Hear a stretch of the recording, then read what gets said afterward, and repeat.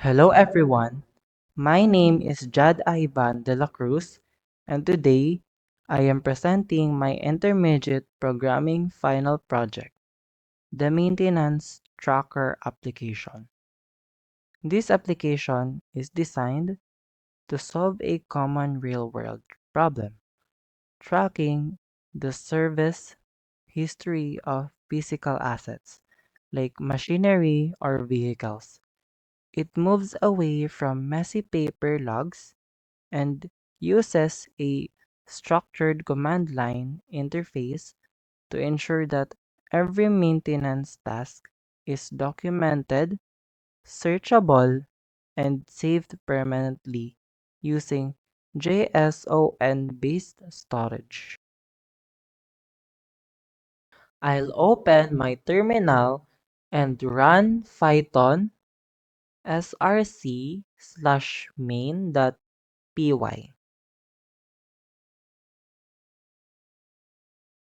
So let's wait to run.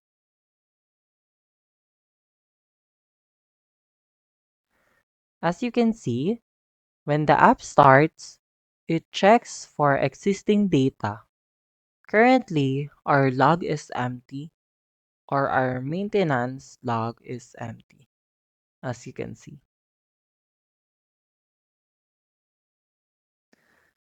So let's add a task by clicking 1. Let's try to run this app and I'll enter a asset name, for example, a generator A.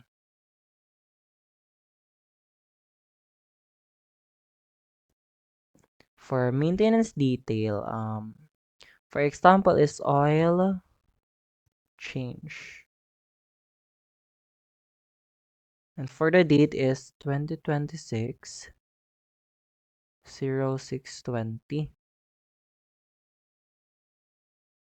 Let's see if the app will run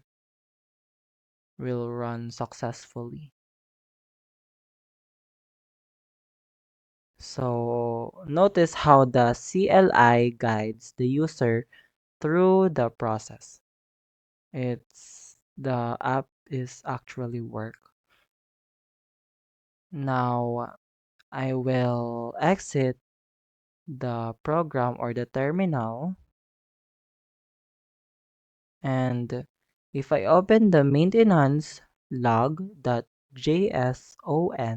file, you can see that the data was instantly serialized into a JSON format. The asset name is generator A, task details is oil change, the date is 2026 06/20 or 20. So this ensures that even if the computer crashes, our records are safe and sound. So let's run it again. Let's run it again. I'll search for generator in the terminal. Let's put a 3. Let's input a selection and option. Number 3 to search a asset. Let's search a generator. It finds our entry. It says found 1 matches.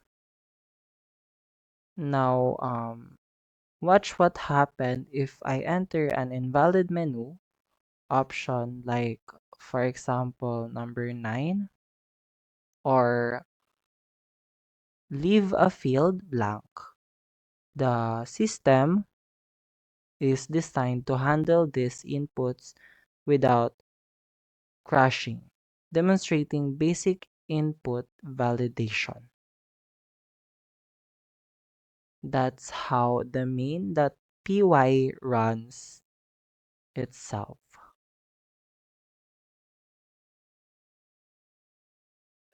I adopted an object-oriented programming or OOP approach. I defined a class called maintenance task.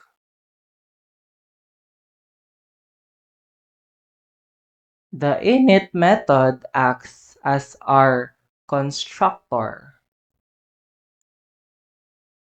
initializing the asset name, the task detail, and the date.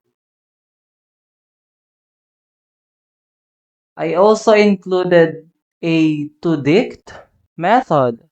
This is crucial because standard Python objects cannot be saved directly to JSON. We must first convert them into a dictionary format. This demonstrates encapsulation where the data and the logic to transform that data live within the same unit. Look at the search task method. Instead of using a traditional for-line for loop, I implemented a list comprehension.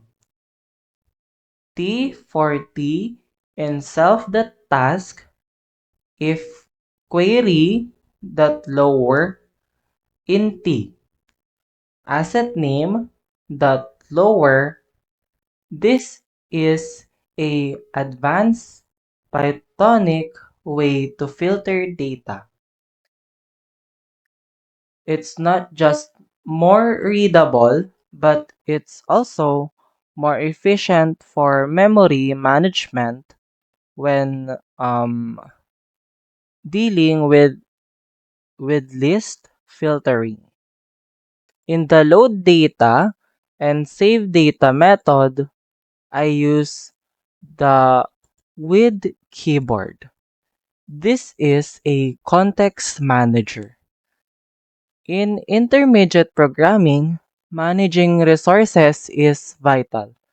The with statement ensures that the file streams is automatically closed as soon as the block of code finishes. Even if an error occurs, this prevents memory leaks and file corruption, which is a common issue in large software systems. In main.py, I utilize a while true loop to create a persistent state. The algorithm here is a simple dispatch pattern. It listens for user input, evaluates the condition, and um, routes the logic to the appropriate method in our tracker manager. This keeps the user interface logic entirely separate from the data processing logic. So that's my code for my intermediate programming final project. My mini machine is maintenance tracker application. So do you wonder why I put this in my code? This 31 and 32 line prevents the script from running automatically if it's imported as a module elsewhere. This is a classic intermediate concept. The most challenging part of this project was ensuring the data stayed consistent between the JSON file and the Python list in memory. I had to carefully design the load data method to handle cases where the file might be empty or corrupted. If I had more time, I would improve this by adding a sorting algorithm to automatically sort tasks by date. And another is date validation, using the datetime module to ensure users can call fake dates like 2023 1599. Next would I improve a GUI, transitioning from a CLI to a graphical user interface using Tkinter. So that's it for my final project. Thank you for watching my demonstration. And this is Jad Ivan signing off.